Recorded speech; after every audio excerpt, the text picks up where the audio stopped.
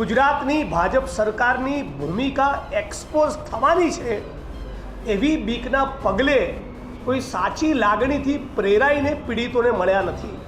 1.5 મહિને ભૂપેન્દ્ર પટેલને યાદ આવી કે હવે પીડિત પરિવારને મળવું જોશે। મને ખાલી 2 મિનિટ જ વાત કરવા દીધું।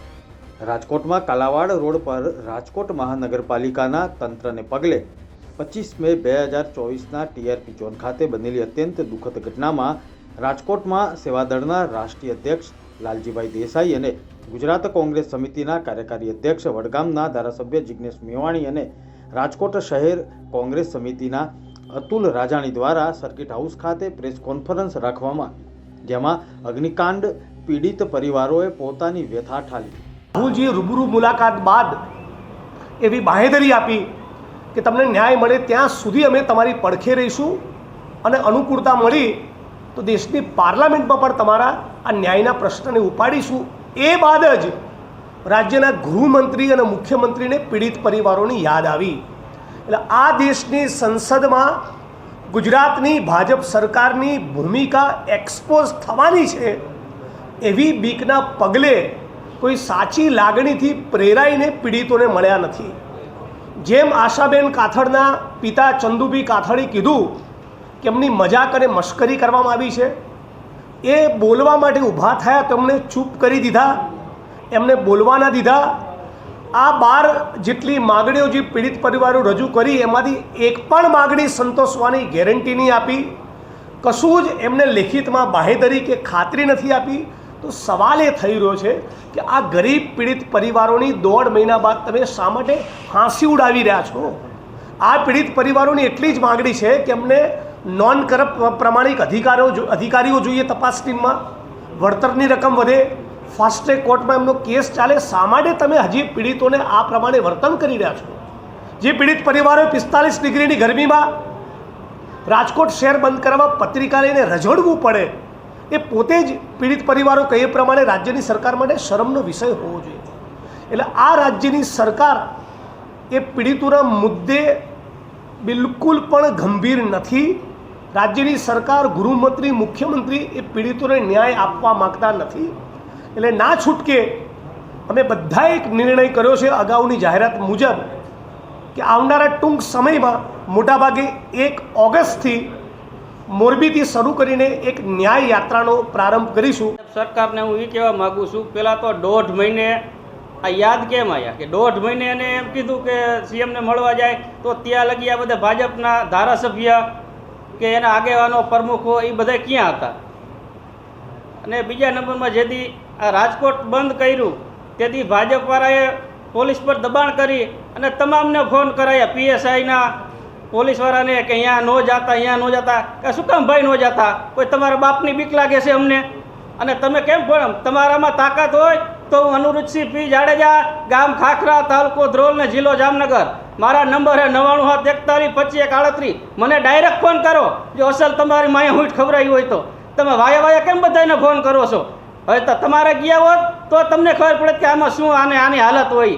તમે કેમ બધાને ફોન કરીને દાબમાં લેવા માગો છો? તમે ભીનું હંકેલવા માગો હો કે તમારામાં તેવડ નથી? સારો નમાલીના પેટના।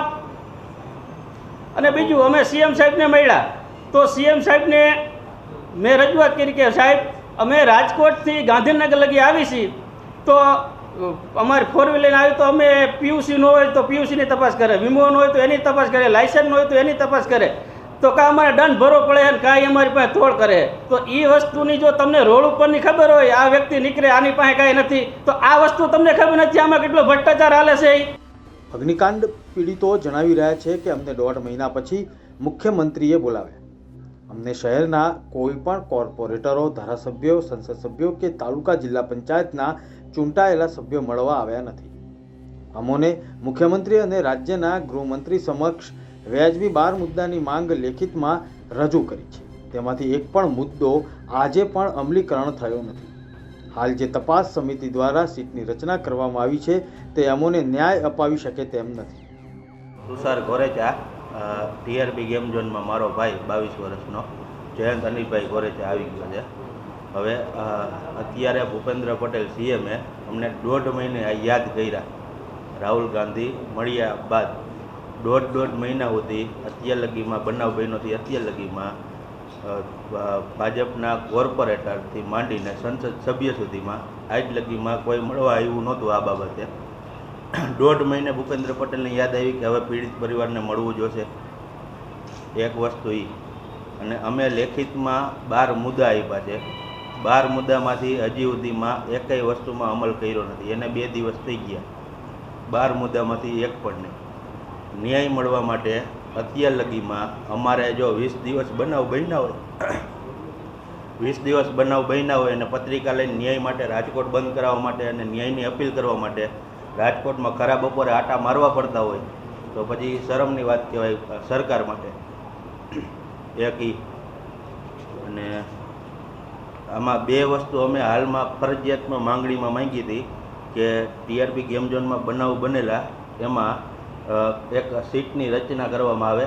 અમે કહી એમાં સુપ્રીમ કોર્ટના નિવૃત્ત 2 જજ, ગુજરાત હાઈકોર્ટના નિવૃત્ત ચીફ જસ્ટિસ તેમજ ગુજરાત હાઈકોર્ટના 3 જસ્ટિસ શ્રી અને નિવૃત્ત મહિલા સિટી સિવિલ જજ તરીકે ફરજ બજાવેલી એવી કોઈ પણ એક વ્યક્તિ. આ એક સીટની રચનાની અમે પૂર જોરમાં માંગણી કરી હતી. અને એક તપાસ અધિકારી માટે અત્યારે તપાસ કરે છે એના ઉપર અમને ભરોસો નથી. આ કેસ બન્યો એના 2 કે 3 દિવસની અંદર જ એના ઉપર 3 કરોડનો તોડ કરવાનો આરોપ આવેલો હતો. એ અમને પછી જાણ થઈ. હવે જો એ 3 કરોડનો એ બાબતમાં તોડ કરતો હોય પોલીસ ઓફિસર તો આ કેસમાં ન કરે એની શું ગેરંટી? મારું નામ ચંદુભાઈ ડોસાભાઈ કાથડ, આશાબેનના પપ્પા છે હું. અમે ને ગયા એટલે અમને કોઈ ઓળખતા નહોતા કે પીડિત પરિવાર છે કે કોણ છે એ. અમે અમારી રીતે બેસી ને એ આવ્યા એટલે બધા ઊભા થયા અને વાતચીત સૌની રીતે કરી. એને પૂછ્યું નહોતું અમને અંદર કે કોણ પીડિત પરિવાર છે કે કોણ ઓલું છે, બરાબર. પછી વાત એકબીજા બધી વાત રાખી એટલે હું ઊભો થઈને વાત કરી મેં કે સાહેબ એક ભાઈ હતા મારા મોરબીના, એને વાત કરી કે સાહેબ આમાં તો ઝાઝા જણા છે આમાં ગેમ ઝોનમાં, આ 28 કેમ બતાવે? તો ઓલા સાઈડમાં બેઠા હતા એને સાહેબે કીધું આ ગૃહમંત્રીએ એ કે તમારી પાસે સબૂત શું છે, બરાબર, ઓલા ભાઈને કે. એટલે હું બેઠો થયો એને કીધું કે સાહેબ હું ત્યાં રોજ જતો હતો ને ત્યાં કેટલા દિવસથી આવા બનાવ બનતા, 3-4 ફેરા આગ લાગી તોય ધ્યાન ન દીધું, 5-6 ફેરા આ 4-5 મહિનાથી 4-5ના હાથ ભાંગી ગયા તોય કંઈ ધ્યાન ન દીધું. ને આ 1.5 મહિનાથી વેલ્ડિંગ કામ ચાલુ હતું, બરાબર. ત્યાં પાસે ડીઝલ ને પેટ્રોલના ટેન્ક પડ્યા હતા અને થર્મોકોલના થપ્પા પડ્યા હતા. વેલ્ડિંગ કામમાં આગ લાગીને તાત્કાલિક બ્લાસ્ટ થયો, બરાબર.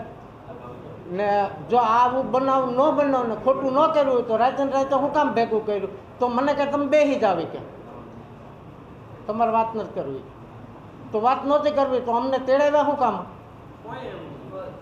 આ હથસંગરી, બરાબર. હા, એ કે તમે બેસી જાવ. તો હું ત્યાં ધીરે બોલ્યો એના ધારાસભ્યને બધા સાંભળતા. હું કહું જો અમને અહીં તેડાવ્યા તો વાત નહોતી કરવી તો અમને હું જોવરાવત તેડાવ્યા કે આ દુનિયા આખી જોઈ કે આ પીડિત પરિવારને અમે તેડાવ્યા ભાઈ, બરાબર. અમને વાત નહોતી કરવા દેવી, અમારી માગ તો કોઈ સાંભળી નથી, બરાબર. તો અમને તેડાવ્યા હતા હું અમારે એ વાત મને ખાલી 2 મિનિટ જ વાત કરવા દીધું. અગ્નિકાંડ પીડિતો કહી રહ્યા છે કે અમોએ સુપ્રીમ કોર્ટના નિવૃત્ત જજ, હાઈકોર્ટના નિવૃત્ત જજ દ્વારા તપાસ સમિતિ રચવાની માંગ કરી હતી. અત્યારે હાલ જે તપાસ અધિકારીઓ છે તેમના ઉપર અમને ભરોસો નથી, કારણ કે તેમના દ્વારા કરોડોના ફ્રોડ થયેલા છે. કોંગ્રેસ નેતાએ કહ્યું કે ગુજરાતની જનતાનો અવાજ અમે પાર્લામેન્ટ સુધી આ બાબતે લડીશું અને પહોંચાડીશું. આગામી દિવસોમાં તબક્કાવાર કાર્યક્રમો પણ જાહેર કરવામાં આવશે. રાજકોટથી મિલન ત્રિવેદી, મુંબઈ સમાચાર. જે આશાબેન કાથડ છે ને એ મારા બેન થાય, જે ટીઆરપી ગેમ ઝોનની અંદર જોબ કરતા અને એમનું ડેથ થઈ ગયું.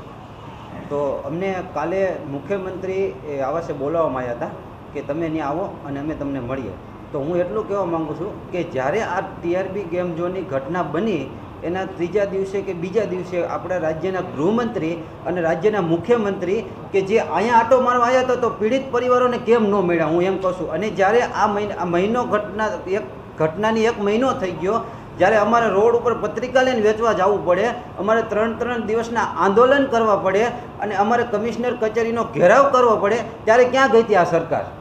કે જે અત્યારે રાહુલ ગાંધી એક મહિનાની અંદર અમને મળ્યા મહિનાની અંદર, અને જ્યારે રાહુલ ગાંધી મળીને ગયા કે અમે ન્યાય અપાવશું, ત્યારે રાજ્યના મુખ્યમંત્રી એમ કહે છે કે હવે તમે નિવાસ સ્થાને આવો. તો તમારે ત્યાંથી અહીંયા આવવું પડે પીડિત પરિવારોને મળવા માટે કે પીડિત પરિવારોની શું હાલ છે અને શું ચાલ છે. આ સરકાર માટે હું તો એમ કહું છું કે આ સરકારને ડૂબી મરવું જોઈએ. સરકાર પાસે કોઈ ઓપ્શન જ નથી, ન્યાય દેવા માટેનો કોઈ ઓપ્શન જ નથી, તો હું ન્યાય દેવાની આ સરકાર.